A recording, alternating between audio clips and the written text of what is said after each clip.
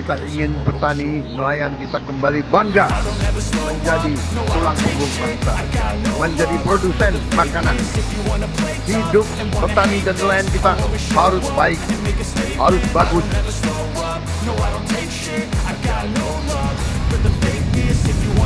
Sebagai negara maritim, Laut Indonesia menjadi rumah bagi jutaan spesies laut dan tempat menggantungkan hidup bagi jutaan masyarakat pesisir. Dari laut dan pesisir, asa dan harapan menguat agar kehidupan senantiasa tumbuh berkelanjutan dan raharja. Tahun 2025 menjadi gambaran bagaimana sektor kelautan dan perikanan Indonesia terus bergerak maju, menjadi motor penggerak ekonomi nasional dan penghasil pangan biru untuk ketahanan pangan bangsa. Kementerian Kelautan dan Perikanan mengawal beberapa program prioritas pemerintah yang berdampak langsung ke masyarakat. Pada tahun 2025, 100 kampung nelayan merah putih dibangun untuk meningkatkan produktivitas perikanan.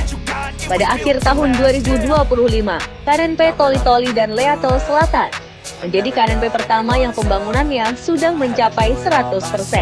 Akan disusul oleh KNP Konawe, Pelaka, Ekas Buana, dan Pandeglang yang pembangunannya hampir mencapai 100%. Tahun ini juga kita harus mulai 1.100 desa nelayan. Tiap desa nelayan terdiri dari kurang lebih 2.000 kepala keluarga. Berarti situ akan hidup 2 juta kepala keluarga. Kalau satu kepala keluarga terdiri dari bapak, ibu, dan 3 anak, berarti 10 juta orang akan hidup dengan baik.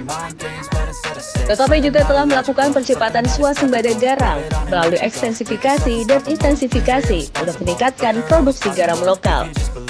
Pembangunan kawasan budidaya ikan nila salin atau BIN Karawang seluas 230 hektar yang telah menyerap hampir 1.000 tenaga kerja dan menjadi model revitalisasi tambak Pantura.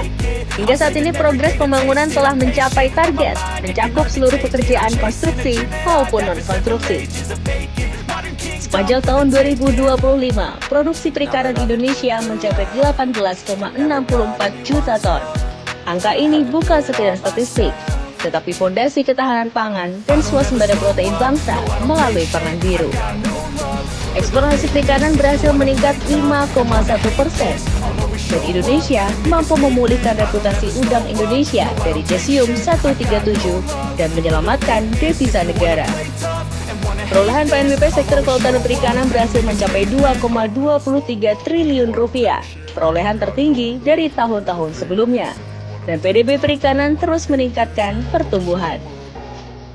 Pembangunan sektor ini berpihak pada pelaku utama, nilai tukar nelayan atau NTN dan nilai tukar pembudidaya ikan atau NTPI, menunjukkan tren yang stabil dan menguat sepanjang 2025. Kesejahteraan bukan lagi angan-angan, tetapi hal yang terus diperjuangkan bersama.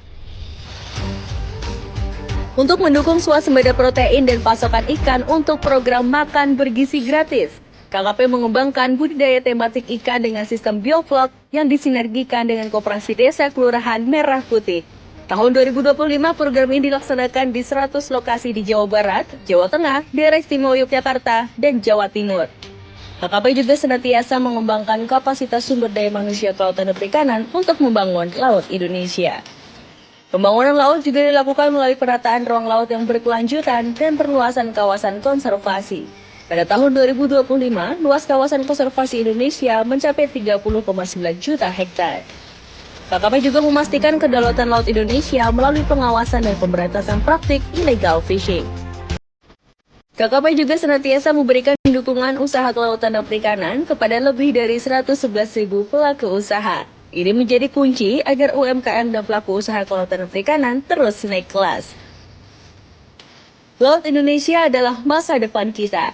Dengan terus bergerak, berdampak, dan berkelanjutan, sektor kelautan dan perikanan terus melaju dengan ekonomi biru untuk Indonesia Emas 2045.